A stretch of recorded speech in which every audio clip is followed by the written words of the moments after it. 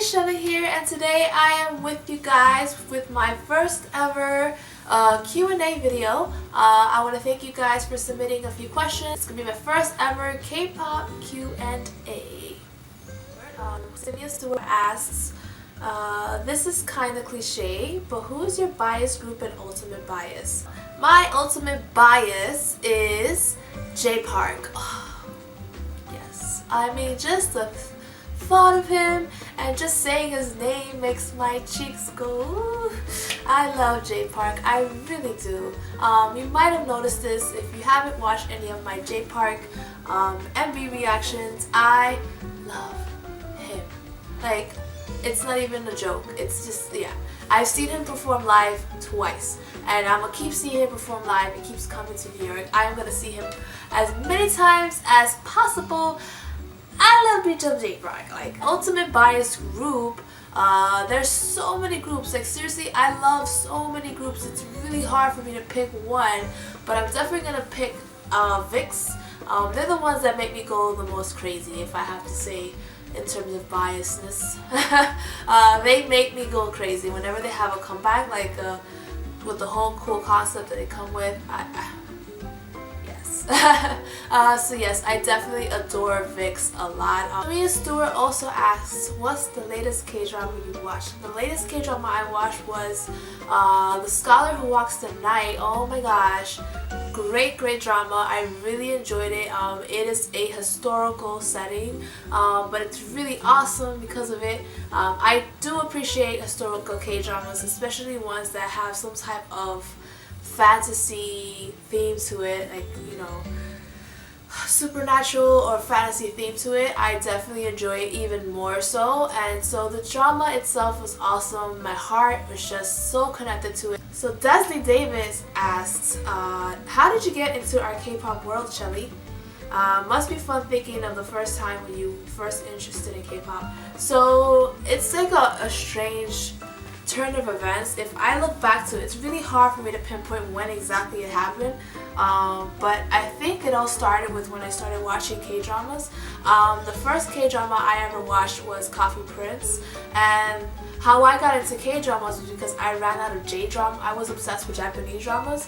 I ran out of Japanese dramas to really watch that I had access to, and I just came across Coffee Prince, and I fell in love with it so much. Like, I was like, oh my gosh, I was blown away by the acting, and my tears were just like everywhere. I just like, oh, this is life. And you know, in K-dramas you get to hear in the background, like here and there, K-pop songs. I'm like, oh, this song has like a nice beat to it. I'm like, this is pretty good. This is pretty awesome. And I also started watching Korean variety shows, and they usually most often feature Korean idol, K-pop idols, groups and stuff and such, and that's how I get into other songs. So it all became like a domino effect, and suddenly I just got pushed into the world of K-pop.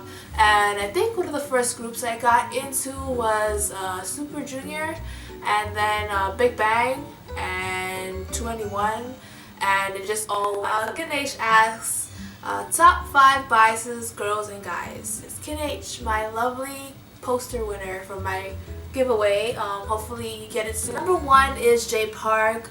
Without a shadow of a doubt, I love me J Park. I love him so much.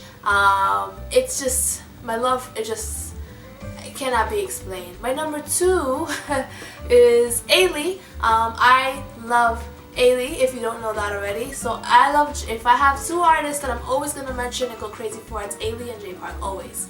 My number 3 is Leo from VIX.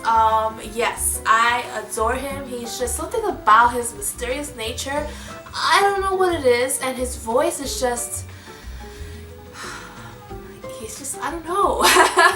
I don't know what it is. He's just, and he's just so shy and stuff. I don't know. Number 4 is, this is gonna hurt me a little bit, b.a.p's Bang Jungkook. I miss b.a.p. I don't know how you guys want to say it, but I miss them so much. I miss him so much. He is awesome. He is such a good leader, and he is awesome, and his rapping and his voice, and I cannot wait for them to come back. I really can't. I really cannot wait for them to come back. Like, my heart cannot withstand the wait any longer. Hurry up. Number 5 is classic but goody is Super Junior's Lee Took. I adore him as well. He actually was my number one way back when I first got into K-pop. He was the first artist I ever really said, oh my gosh, I love him, because I used to watch Strong Heart a lot, and he obviously was featured there frequently. I just loved his dimples, his humor, his adorableness, and his abs and everything else. I definitely adored him, but unfortunately my eyes found J Park, and he just beat you, and you went to number 5, you went away. You know, I had to keep my heart occupied where you were in military service. I couldn't wait for you, boo. I'm sorry, I failed you, but things happen, and you know, I still love you. You're my number 5 at least. Natalie, well, I was gonna say Natalie, and the little face, she has a little eyeball face. She asks, favorite K-pop song currently. My favorite K-pop song currently is, oh man, it's hard to choose because obviously there's so many good K-pop songs. It is Big Bang's If You. I love that song. It's been out for a while obviously, but it's just a song that just won't leave my head. I definitely like that. And I also like Zion C's E. I'm sorry, I can't pick any. It's so hard. I have so many. I have a whole playlist in my head, but If You is my number 1 right now. I can't let that song out of my head. It really is in there, and I like the way it sounds. It's great, and I love it. Shaywell asks a very interesting question. I love it. What would you do or where would you go if you get to spend an entire day with your ultimate bias? Exclamation point. Yes. First of all, I would faint if I got news that I had an opportunity to spend the day with my ultimate bias. That would be J Park. I would faint, wake up, and faint again, and then wake up and say, oh my god, okay, I gotta do this. Where would I go? Obviously, I would love to go spend time with him in Seoul in Korea, South Korea. I would love to go get to know Korea with him because I've never been there. Obviously, I don't want to make him a tour guide, but I do want him to take me to some fun spots that he likes to go to. Maybe go shopping with him, even though I probably can't afford the clothes he can't afford, but maybe he can buy me a shirt or something, or a fitted, I don't know. Or maybe he can take me to eat someplace yummy, take me to the AOMG studio and show me around the AMG agency, and you know, just hang out and talk about life, and just, you know, and then live happily ever after. And yeah, and one can dream. But yes, I would love to spend time with him over there in Korea. If not, he can come to New York and I can definitely hang around with him. He's obviously been here quite a few times, so he knows New York already, so what's new?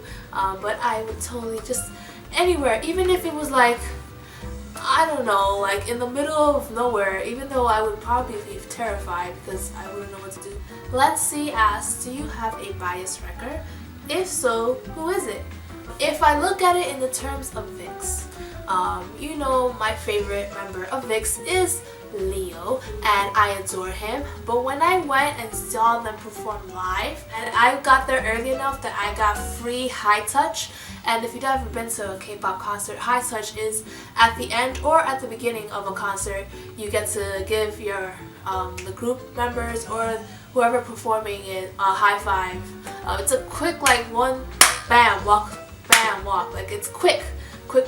But something happened where the first person I gave a high five to, I believe, was Leo, and I was like, my life is complete.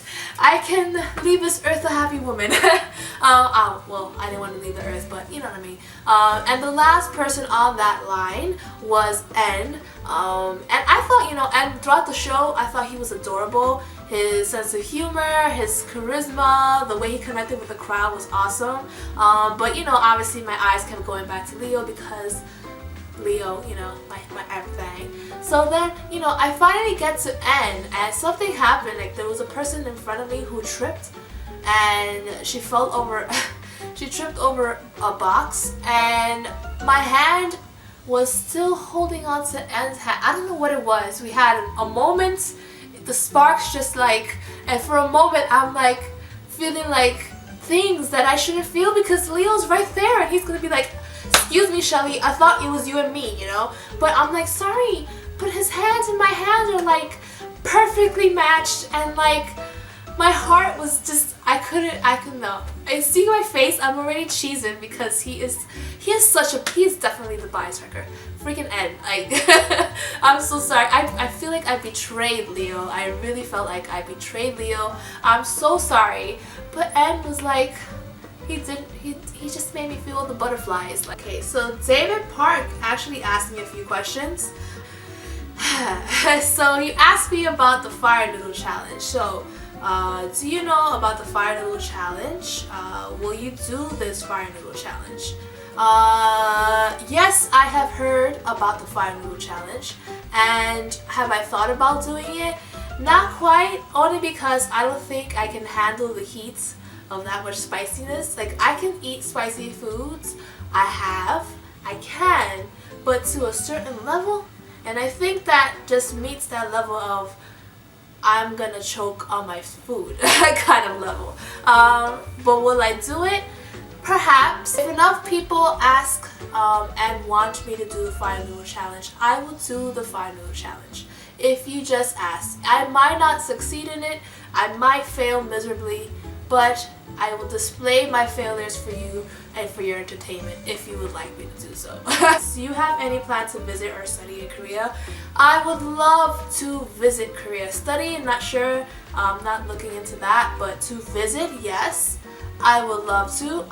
What K-pop fan does not want to go to Korea?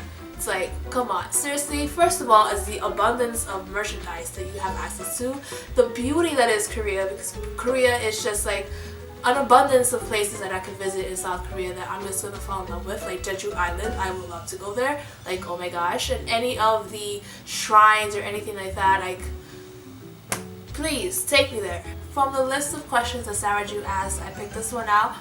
What did you last laugh at? Actually, the last video I laughed at is this viral video of this little girl who's afraid of her own shadow.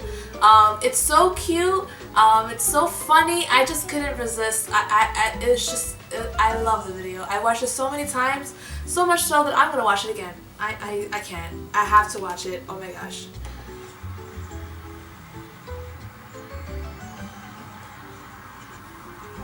And there, wait for it.